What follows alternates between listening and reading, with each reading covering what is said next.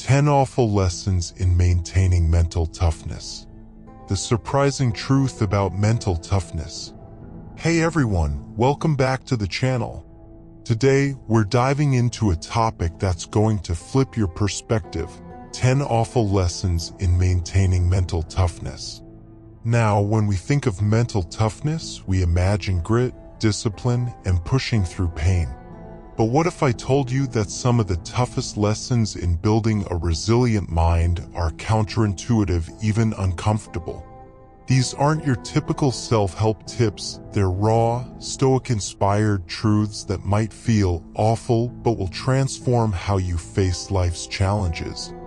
We're drawing wisdom from Marcus Aurelius, the Roman emperor and Stoic philosopher who ruled from 161 to 180 CE.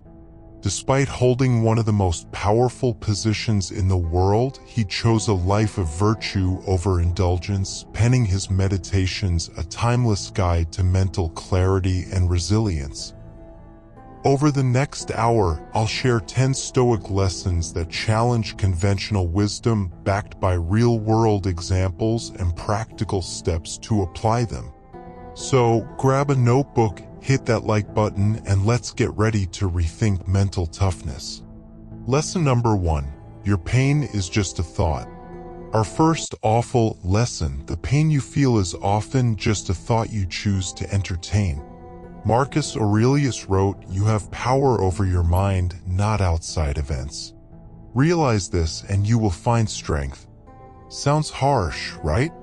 But here's the deal: Stoics believe that external events don't hurt you, your judgment of them does. Imagine you're stuck in traffic, late for a meeting. Your heart races, you're fuming, and the day feels ruined. But is the traffic itself causing that stress, or is it your thought that this is a disaster? The Stoics urge us to reframe our perceptions. That traffic jam? It's just cars on a road. You can't control it, but you can control how you react. Take Sarah, a viewer who emailed me. She was devastated after a breakup, thinking, "I'll never find love again." That thought amplified her pain. By practicing Stoic reframing, focusing on what she could control, like her healing process, she shifted her mindset to, "This is a chance to grow." It wasn't easy, but it freed her from spiraling. Lesson number 2, stop judging everything. Lesson 2, judging everything you encounter is a trap that weakens your mind. Marcus Aurelius said, "If you are distressed by anything external, the pain is not due to the thing itself, but to your estimate of it." We're wired to label everything good, bad, boring, amazing.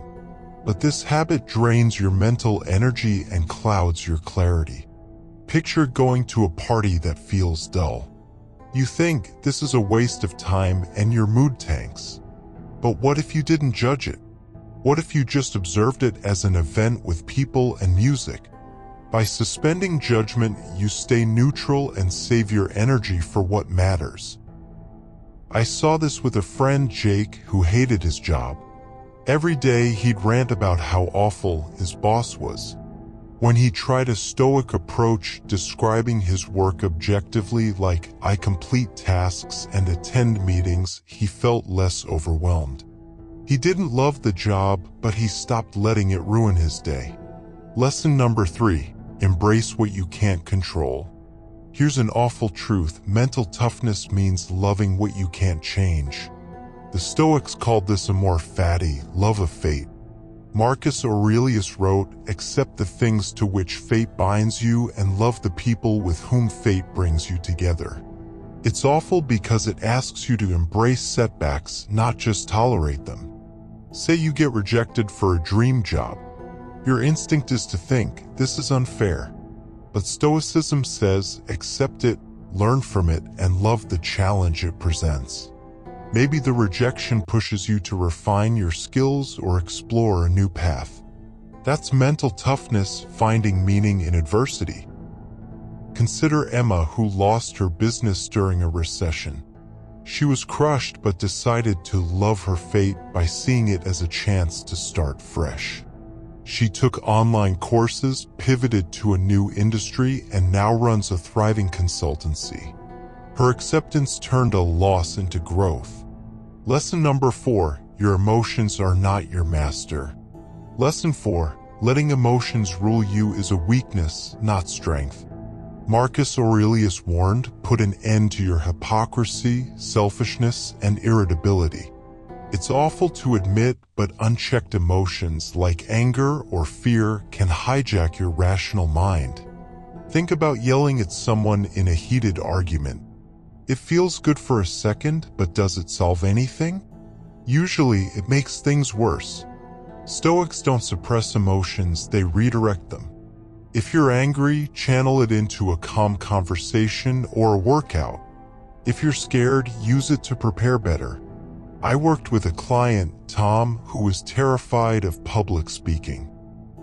His fear made him avoid presentations, stalling his career.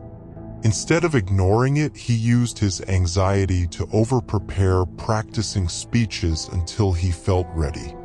His fear became a tool, not a barrier. Lesson number 5, failure is your teacher, not your enemy.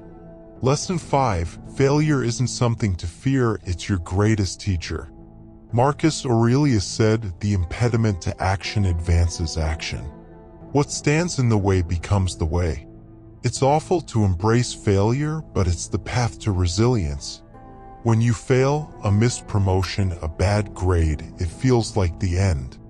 But Stoics see failure as feedback. It shows you what to improve. Imagine bombing a job interview. Instead of sulking, analyze what went wrong. Did you stumble on questions? Practice them. Were you nervous? Work on confidence. A viewer, Lisa, shared how she failed her first marathon. She was humiliated but used the Stoic lens. Her failure taught her to train smarter and pace herself. She ran again 6 months later and finished strong. Failure didn't define her, it refined her. Lesson number 6, stop chasing external validation. Lesson 6, seeking approval from others weakens your mental toughness. Marcus Aurelius wrote, it is not the opinions of others that disturb us, but our own judgment of them. It's awful to hear, but caring too much about what people think hands them control over your mind.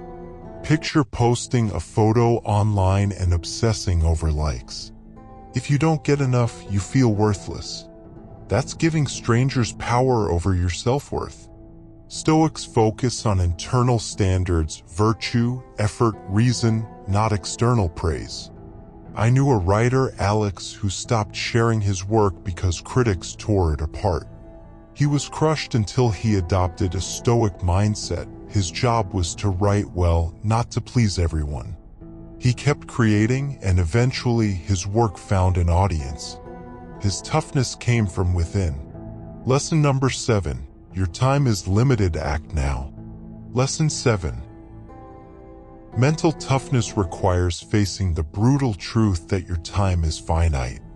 Marcus Aurelius said, you could leave life right now. Let that determine what you do and say and think. It's an awful wake-up call, but it sharpens your focus. We procrastinate, thinking we have forever.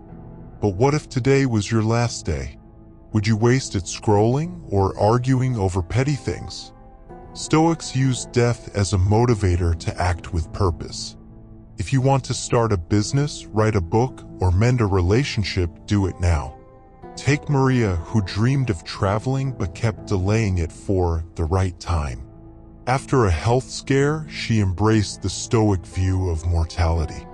She booked a trip, quit her draining job, and now lives with no regrets. Her toughness came from acting before it was too late. Lesson number 8. Others' flaws aren't your burden. Lesson 8. You can't control other people's behavior, and trying to will break you. Marcus Aurelius wrote, when you wake up in the morning, tell yourself, the people I deal with today will be meddling, ungrateful, arrogant. It's awful to accept, but expecting others to act perfectly sets you up for frustration. If a coworker slacks off or a friend snaps at you, it's tempting to take it personally. But Stoics remind us, their actions reflect their character, not yours. Your job is to stay calm and virtuous, not to fix them. I saw this with John, who was furious at his unreliable roommate. He'd nag, argue, and lose sleep over it. When he applied Stoicism, focusing on his own responses like setting clear boundaries, he felt lighter. He couldn't change his roommate, but he could change himself. Lesson number 9. Happiness is not the goal. Lesson 9. Chasing happiness weakens your mental toughness.